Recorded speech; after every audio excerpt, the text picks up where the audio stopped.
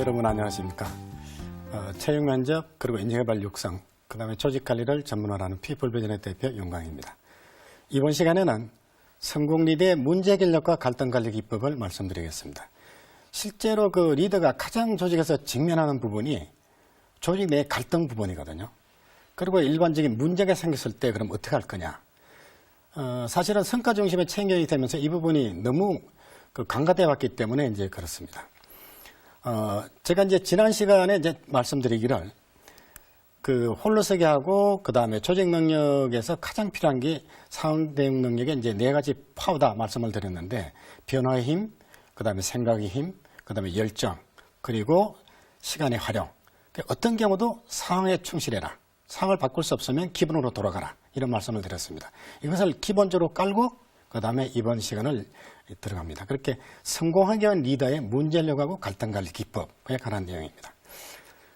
일상적인 업무를 처리할 때 보통 하고 있는 과학적 접근 방법이 이미 1950년도에 미국에서 이제 공군에서 출발해서 미국의 일반화 기업에 되어 있고 그 다음에 이제 일본에서가 이제 60년대, 70년도, 우리나라에서 이제 1980년도에 들어온 기법인데 과학적 관리 방법이거든요. 접근 방법인데 모든 부분을 이 프로세스를 가지고 먼저 접근을 한번 시도를 해보시면 실제 문제 해결하는데 상당히 도움이 됩니다.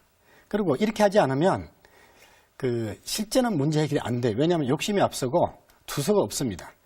이게 그러니까 미국에서 공군에서 미국에서 일본에서 한국으로 이렇게 전 관리자들이 기본적으로 하고 있는 프로세스입니다. 이것이.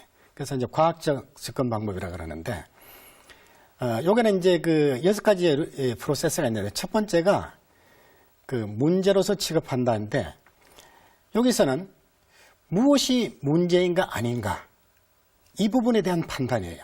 그러니까 일반적으로 보면 무엇이 문제인가 아닌가를 잘 몰라요. 전부 다를 해결하려고 합니다. 아니면 전부 다를 버거워하세요. 그렇지 않습니다. 그렇게 무엇이 문제인가 아닌가를 분명히 하고 두 번째는 그러면 내가 해결할 문제인지 팀장이 해결할 문제인지 사업부장이 해결하실 문제인지 아니면 사장이 해결할 문제인지 아니면 내가 해결할 문제가 아닌지 이 부분입니다. 그래서 어떤 상황이라도 결과로 딱 문제가 생겼다 그러면 무엇이 문제다. 그 다음에 이게 누가 해결할 문제냐. 이렇게. 근데 통상적으로 이 부분 보면 기업에서 보면 무엇이 문제인지 아닌가를 그 자체를 몰라요. 그렇게 무엇이 문제인가 아닌가를 모르는 것이 문제입니다. 잘 판단하십시오. 두 번째는 목적, 문제가 이게 내가 혹은 우리 팀장이 우리 사업부에서 안겨진 문제구나. 그러면 이제 문제 상황을 분명하게 해야 됩니다. 사실 지금 이 조직에서는 어디 상관없이 30대든 40대든 우리 직장에서는 노후 준비에 대한 걱정을 굉장히 많이 합니다. 그러니까 신입사원들은 내 전문성을 살리고 어떻게 장기적으로 성장할까? 30, 40대는 어떻게 내가 평생 직장으로 갈까? 40, 50대는 자, 이제 직장을 그만두면 어떻게 할까? 그러니까 이 문제상을 이것도 명확하게 하면 해결은 금방 되거든요. 여러분들이 수입하는 수입 재원은 매월 버는 거하고 성과급하고 이 전부지 않습니까? 이거 가지고 자녀 공부시키고 생활하는 건데 어떻게 하실래요? 자식한테 전력 투구하고 노후를 양보하실 겁니까? 아니면 자식이 홀로서기 하고 내가 준비를 하고 난 다음에 자식한테 짐지지 않은 아버지하고 엄마가 되실래요? 바로 이 문제입니다. 목적이 분명해지잖아요. 어떻게 하십니까? 물론 로또에 당첨되고 돈을 많이 벌면 되지만 그 확률은 없잖아요.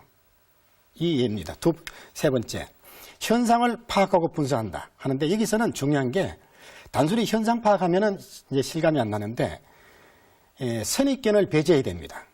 그게 자기 문제 영역에 많이 들어와요. 그러니까 선입견을 배제하면 첫 번째가 이제 역으로 생각하는 것.